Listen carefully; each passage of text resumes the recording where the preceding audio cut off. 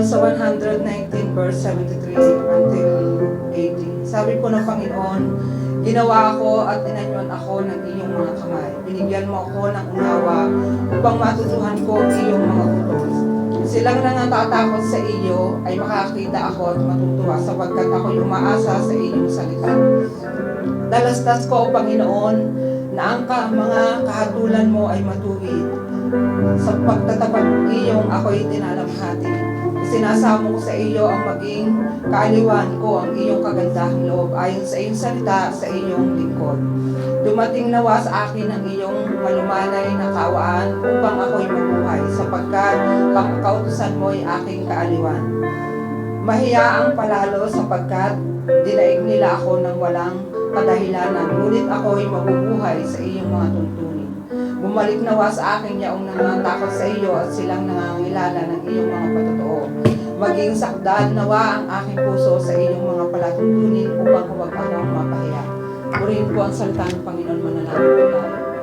Amang makapangyarihan sa lahat, tunay nga po na kayo po yung Diyos na makatarungan.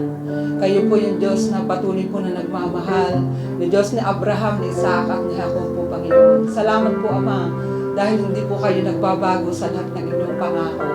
Kayo po yung tapat, kayo po yung nagmamahal at hindi po nag-iiwan at nagpapabaya sa lahat po ng panahon. Salamat po, Panginoon, sa isang linggo po na pinagkaloob nyo, na kalakasan na at maayos na kalusugan po para sa aming mga trabaho po, Panginoon. At marami din po salamat po, Panginoon, sa patuloy po na opportunity na mapurihan ka po mapasalamatan. Kaya tinataas po namin ang mga puso at isip po namin, Ama, na patuloy mo pong linisin upang wala pong hadlang na hindi ka pa maitaas sa gabing ito po, Panginoon.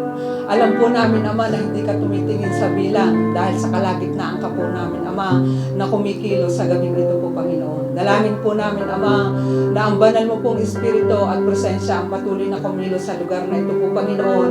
At yung karunungan na nagmumula po sa iyo ay tunay na ipagkaloob mo po sa lahat ng tatayo, sa maghahandog po ng awitin, sa maghahandog po ng ikabo at maghahayag po ng iyong salita at mga awitin po, Panginoon, ay tunay na mababangon sa puyo po sa inyong harapan, Panginoon. At dalangin po namin, Ama, na ang katagumpayan ay tunay na manggaling po sa inyo po, Panginoon. At anuman po yung gagawin ninyo sa gabing ito po, Panginoon, naniniwala po kami na kayo po yung tunay na maghahayag na naisin niyo po sa bawat isa.